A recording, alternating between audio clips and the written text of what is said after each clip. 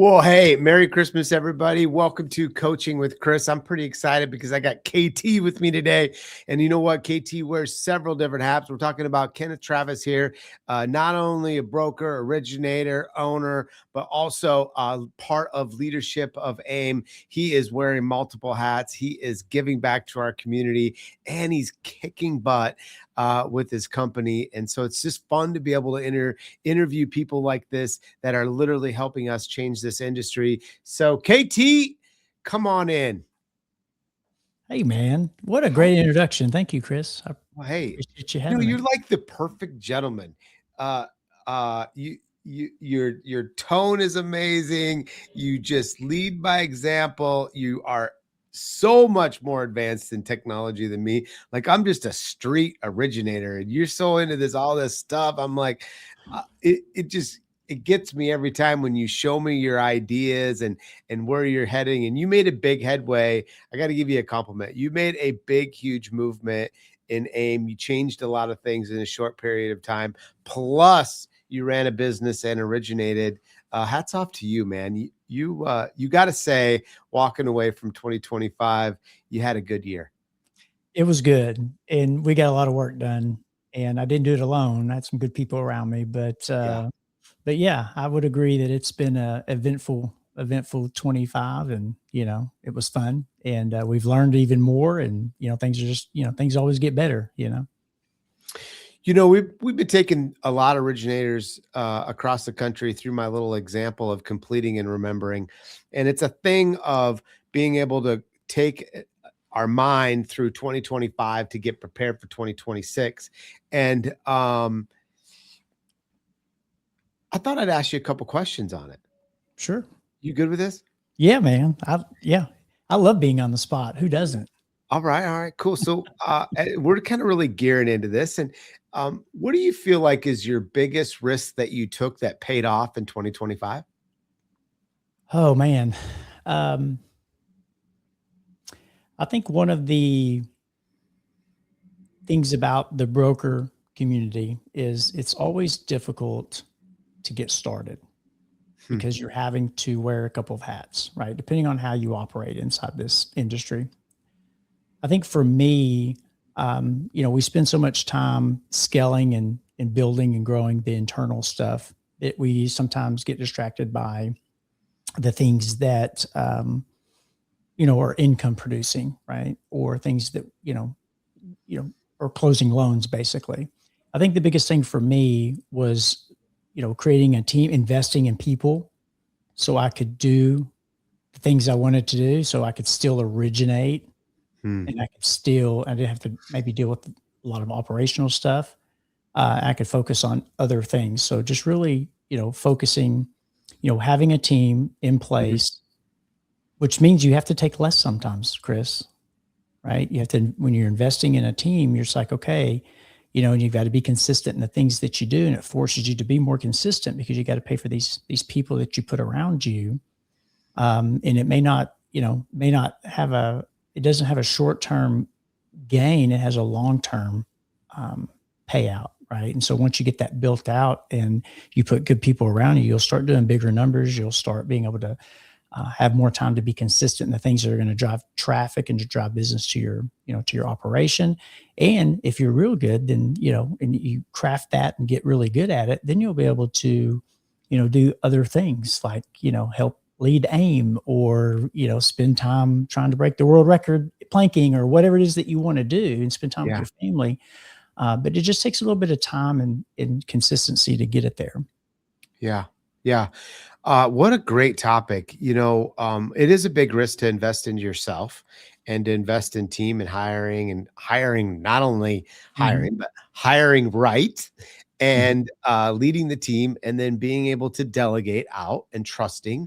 And then the whole execution part, it's a process that I feel like you did really, really well throughout this year. What do you feel is, how is 26 then going into 2026, right? What do you think is the biggest risk you'll take then in 2026?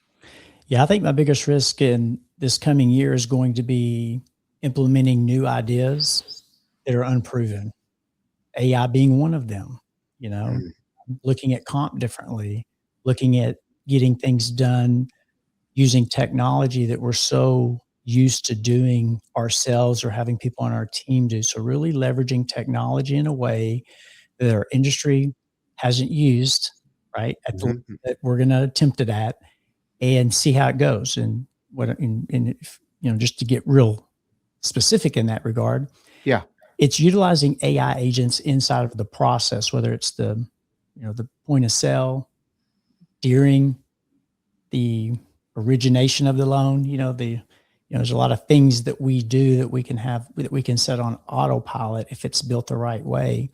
And I think a lot of originators, we think of AI a lot of different ways, but one of them is not, most of them are not in the ways that I'm referring to. I'm talking about really like, you know, um, learning, these AIs learning and then training them and getting them to where they need to be. And I've been dabbling in that for just over a year.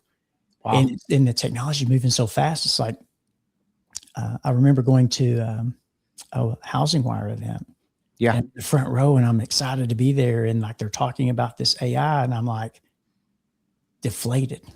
Is like 8 months of what I've done, 10 months of what I've done is now outdated. Are you kidding me? And now, something that you can do substantially easier with a fraction of the cost is, and do it in 3 hours is here, and so all that work I had done. So just knowing that I can embrace technology, I'm going to try a lot of new things. We're already doing them.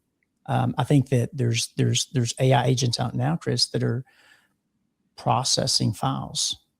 And Mm. let me use the word pre-processing, right? And just Yes. making their tools to help our people move faster and get to where we're going faster. And I think that, the name of the game in 2026 is being able to do more with Mhm. less people. Mhm. And, things are going to get competitive in a good way, and I think that Mhm. people can really leverage AI. And there's a lot of things coming out in the even the broker space. There's Mhm. tools that are coming out. There are already tools here Mhm. that you can leverage that you're not going to. It's almost like learning a new language. It's like, this is foreign. Like, this isn't how we do business. But if you go back and if you've been in this business, and maybe you haven't, maybe there's someone listening that hasn't been in the business for very long. When you go, I've been in it since 2003. The way we did business in 2003 is not the same way we do business today. Very And even true. in 2012 wasn't the way we did it, in 2008. And so I've been through enough cycles. Chris, you've been through enough cycles. Originators out there, like, know that you're going to go through a cycle of things being different. And different doesn't mean wrong. It just means it's different. And I think that I think for me, it's leveraging AI, and I think it's going to pay off big with the time and energy and effort that I put into that. Um, and we're going to be sharing that with the entire broker community. So looking forward to that. I feel like a lot of people listening to this, they want to ask you this question. So, or maybe it's just Chris. But what was the biggest surprise through your AI journey these last 12 months that surprised you the most? Like, what was one thing that surprised you the most? You're like, whoop, what? Was there one? Yeah, I think it's just the way it works. Okay. And, we used to say, well, there's an app for that. And we'd go and we'd find an app and to be the solution. I think the way I would explain it, Chris, is it's like the way that like if I wanted to open up a folder on my computer, I'd go to the computer, I'd look for the folder, I'd open it up, I'd look in the subfolders, I'd open that up, I'd go to the document I wanted, searching for it, I'd open that document up, and then I would have what I needed. Now you can Mhm. kind of just ask, "Hey, I need this document," and it comes to you, right? And so the way it's not that things are changing, but how we see data and how it's being processed is going to be different. It's going to be simpler and easier. And guess what? We're not going to be able to see it. Just be able to ask for it. It's here. And so when I think about that, it's like, okay, well, how does that pertain to mortgage lending? I think that there are AIs out there right now that are built, and I'm participating in building these, um, and I'm doing a lot of AI building for our space right now. Mhm. And these are very dialed in agents where you can have it take it, like one of the agents I have now, like when my phone rings, my agent will pick up and say, "Hey, this is, um, Sarah. I'm KT. I'm Kenneth Travis's AI agent. I know. I'm much better than he is. And I put my humor in it. And then they take the entire application. Right. It's working right now. Oh, it's working great. It's like, it's almost unbelievable because I'm like, man, I don't know, man. I don't want to do that. Like, I'm going to lose deals because of it. People love it. I tested it as a human. So I acted like I was an agent for about 3 days talking to a customer, and I was just playing with her. I finally told her I was just kidding. I said, hey, this is really me. And she's like, oh my God, I'm going to kill you. But she was a really friendly agent of mine. And I would answer the phone that, hey, this is, I forgot the name I used, but KT's AI agent. How can I help you? And it was just me talking to her, and I would text her like that as well. And I just want to see if it would work, and it did. And she loved it. And so I was like, okay, I just need to recreate that into an agent, and, I can put my spin on it. But then loan officers need to be able to grab that same data, and put their personality in it. And I think that that's the missing piece with AI is like, you can still do it, but even if it doesn't have it, it still works. Mm-hmm. It's better than nothing. It's better than what most people have now, because a lot of people don't have someone picking up their phone when you don't have, like, if we have a live body here to answer it, that's preferred. But what if everyone's on the phone at the office, or we're unavailable for whatever reason? That's a second. That's better than not answering the phone. You know what I mean? So it's right. Like, or Saturday morning. Yes. Yeah, exactly. Or Saturday morning, or Sunday, or midnight. And so I just have someone available 24/7 to answer the phone and to do it the way that, I instruct them to do it. And sometimes it's not a client. Sometimes it's a realtor. Sometimes it's a friend. Sometimes it's a colleague. And we built options in for all of that. So it's just trusting that this stuff will work. And once you've kind of tested it and dipped your toe in the water, you'll be like, oh, that was kind of nice. And then you put your foot in.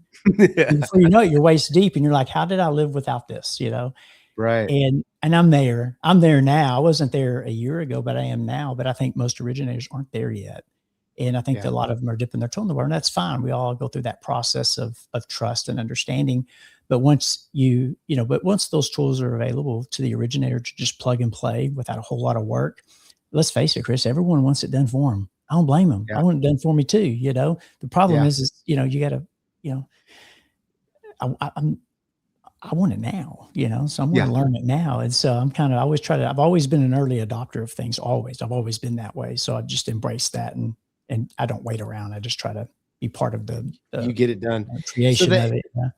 The AI app that is helping originators take the application, is that something that the originator listening to this could go get, or is that something that is through how if they want that, how do they go get that? Yeah, it's going to be very soon. We're going to be announcing it. There are some people that I know that are out there that I think have it, that are using it through Russell. I forgot Russell's last name. It'll come to me. Russell, if you're listening, don't be mad at me. I forgot your last name. But anyway, he's built some pretty good tools as well. But I just think what we're building is as good, if not a little bit better. It's a little bit more advanced in some ways with other things. But the way that it works, just so you know, the originator, there's software out there right now that I've seen with. So this is your company. This is like your thing. It's an organization that I'm a part of. It's not my company, but it's an organization that I'm a part of. But you can sit there and watch the AI talk to the customer. Like, you can look at the screen and they're talking. And you can see how they react. You can interject if you want. You can take over, you can do different things. But they're basically just taking the application for you right there. Right. So traditionally we would say, hey, just go to my website. I can email or text you an app. That's what I was going to say. You can fill out the application online. As soon as you fill it out, it's going to alert my team, which we still have that set up, right? Or I can take it over the phone for you right now. I'm Kenneth's AI agent, and hey, I'm here just to make things easier for you. So however you want to do it is okay with us. How would you like to proceed? Just text it to me. Great. I'm seeing you the text now. Let me confirm the number. Email me. Okay, great. I'm emailing you now. I'm going to confirm your email. Okay, great. We'll have the application, sent to you. So traditional workflows and CRMs, you don't need them anymore. And I know that sounds so crazy, and I couldn't wrap my head around it either. And it's like, well, man, that's how we build things. Like, you go in, you create a workflow, and we've been working with workflows for 10 years or longer, right? And you build out these processes and these steps. Well, now the AI agents can do it. And it's like they're handed the baton to the next AI agent. and they all learn each other, which is real weird to me. And I was like, it's crazy how this technology works. And then they learn each other and they get better and better and better. And so is it something that we're going to just switch to overnight? No, I think we all just get used to it and we get comfortable with using it slowly, but not too slowly, right? Embrace it enough. But I've been using it. It's been good for us. The human still wins every time, in my opinion, personally. It's what I think. But all of that, having it available for those, because I have, we have different types of clients. You have millennials that love that stuff. Yeah. And there are people, they don't want to talk to somebody, right? Some of them don't. Like some people don't want to talk to a human. Some people do. So you're just giving them one more tool in your tool belt. And if it fits, great, they try it on. If it doesn't, it's okay. Just keep moving forward like you normally do. I mean, my wife and I, we are not millennials, but we are different. I would rather speak to somebody. She would rather not. Yeah. And I always say, but just pick up the phone. Just pick up the phone. Yeah. And she will fight me to the end if she didn't have to pick up that phone.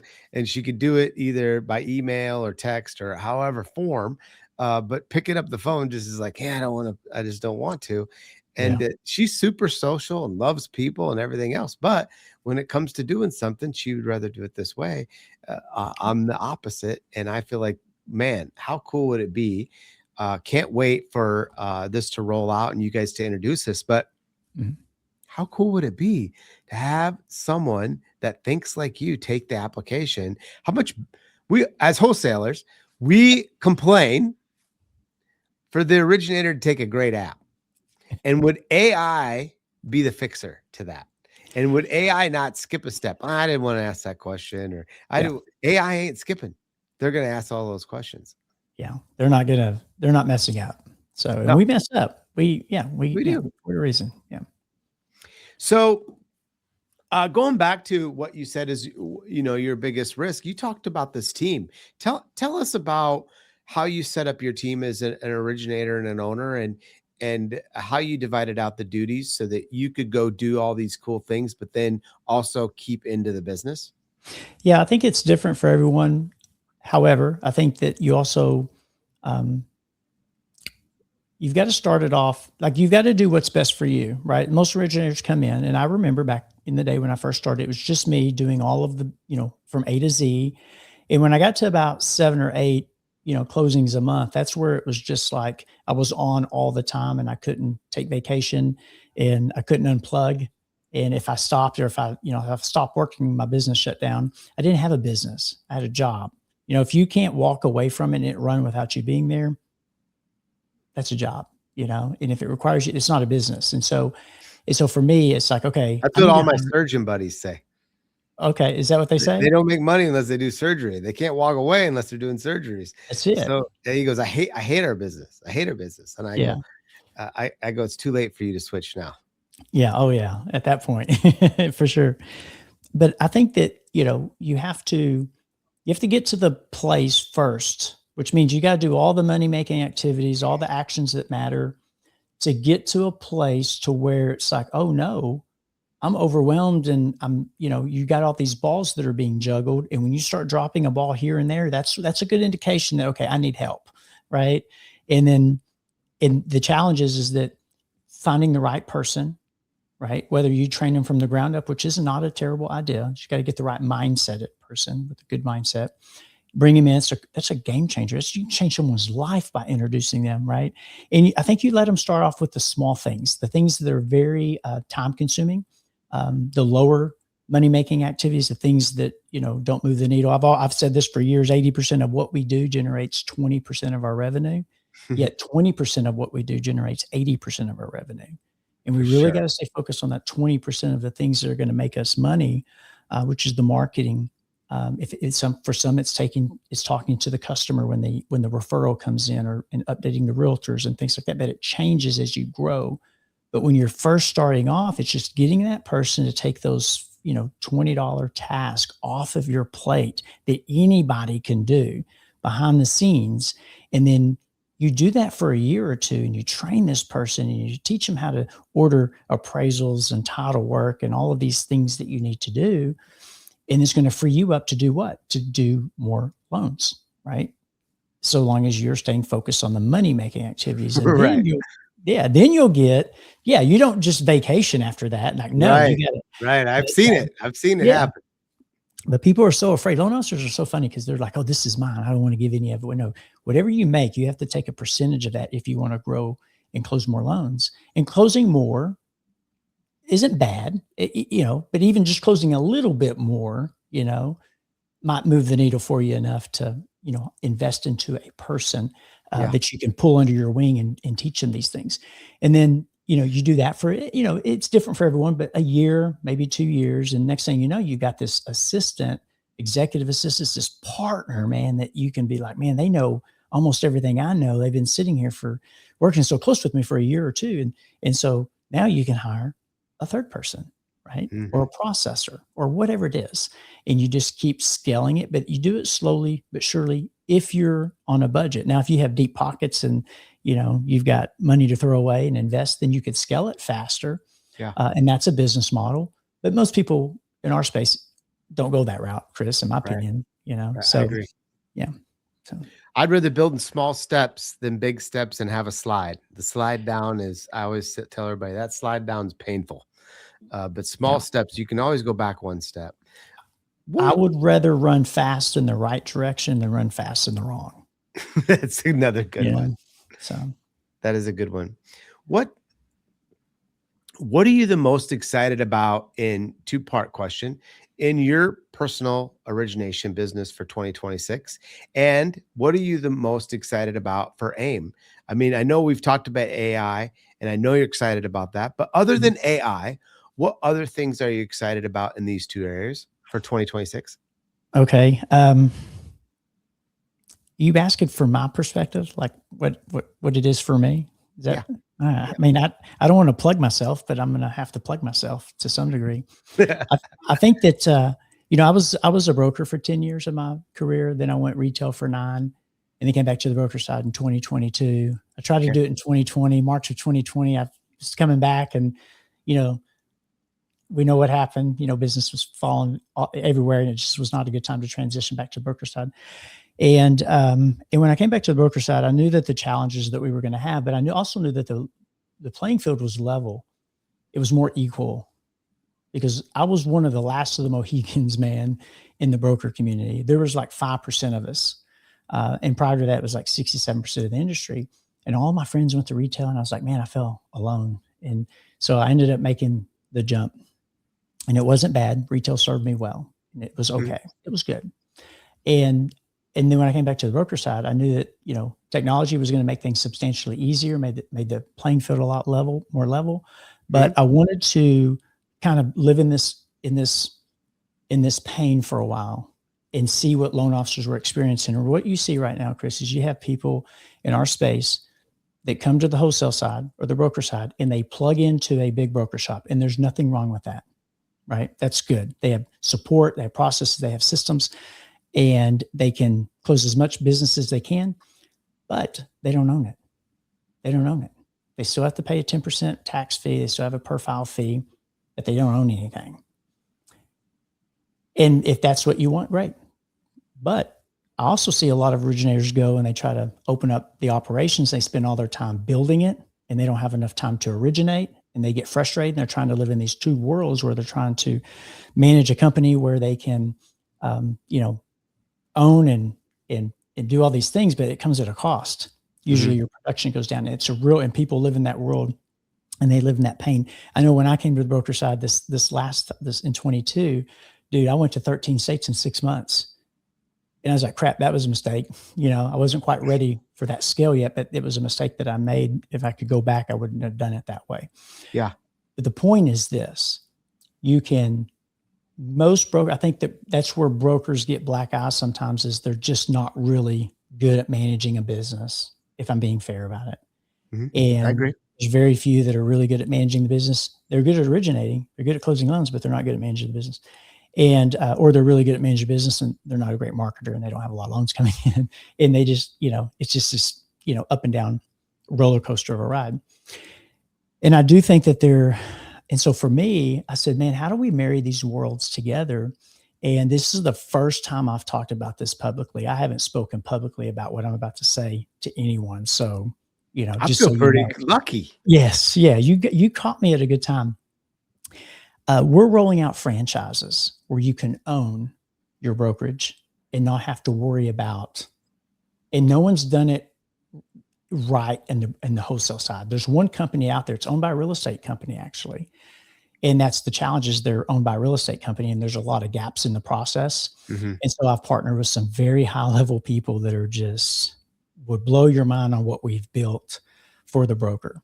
So you can own, you don't have to worry about, because the franchise takes care of all your back end stuff, and you can focus on originating, and you can own it, and it can be yours. Nice. Mhm. And so That's gonna be pretty fun. yes, that's what I'm really excited about. And we've When gotten, do you think you're gonna have this ready to roll out? oh, we're rolled You're out. rolling. Yeah, we're rolling. We just haven't, I just want to work out all the kinks. We've got 10 franchises, 10 or 11 franchises now. We're working out any kinks before we scale, but it's a different world, and the people that are in it have proven that it works. We've tested the concept. It works. But this is this is crazy. The money, the raises that they've got, because you're basically bringing your resources together under one umbrella, so to speak. It's kind of like shared resources in some regard. And you can still manage your operation. I mean, your marketing, and just focus on originating. Go originate. That's what you're good at. Go originate. Let the franchise executive team take care of the all the operational stuff for you in the day to day that you have to. That most originators have a hard time doing both. And but I think it was like 35% increase in dollars under that model so far, and it may be more, but we're being conservative right now. So Well, that'll be pretty exciting. I'll be waiting in the wings if you sign your friend in North Dakota. I'm working on that. I I will talked be to her just waiting this in the morning. wings if you sign your friend in North Dakota. But hey, what about AIME? What are you excited about with AIME in 2026? Man, there's so many moving things. We're oh rolling my so gosh. fast. If Like, I could tell you what we're doing, matter of fact, I think I can say this. So we're giving we like secrets on here. On I Coaching with know Chris, it. we like secrets. I know it. I hope I don't get in trouble by John, but well, I'll take care of John. Okay, all right. So we're going to be giving away a truck this year. Insane. Yeah. We're going to be giving away a truck this year. We've got a sponsor for it. It's Windsor Mortgage, and no, I'm just kidding. So, but I like it. This is another surprise and another secret that I get to know about. Yeah, and we have and the speaker that we have coming, it is somebody that's a very well-known name, and he's a very high-level movie star. He's one of my favorite movie stars.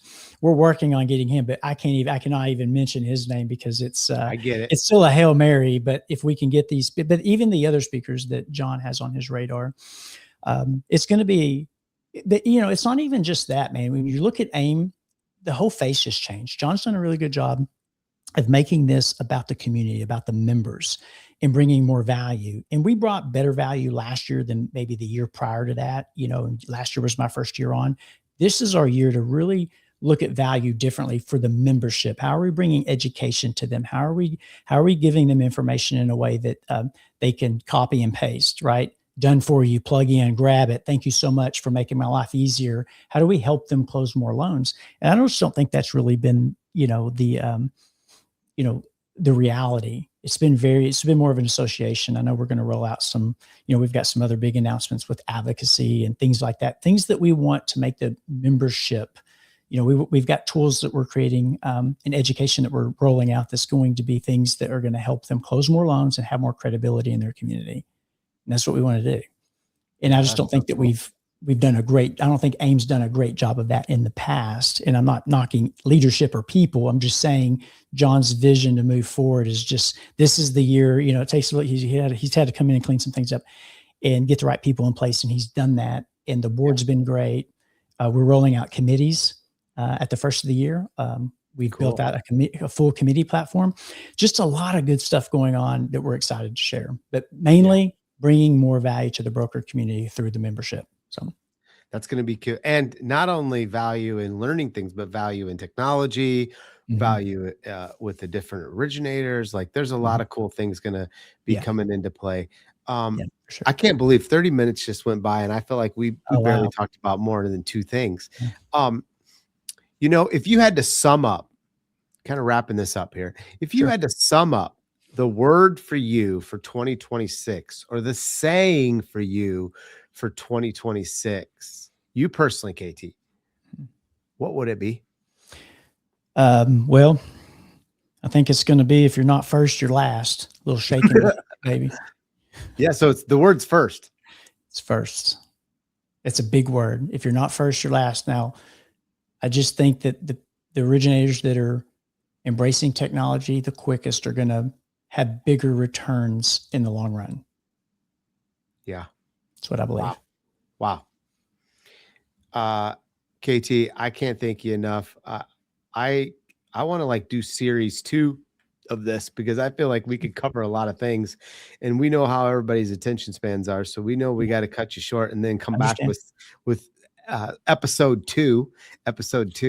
But I really appreciate you. I wanted to personally say thank you for all you've done for the community, for AIME, for different originators, just that you've reached out. You are changing people's lives, truly.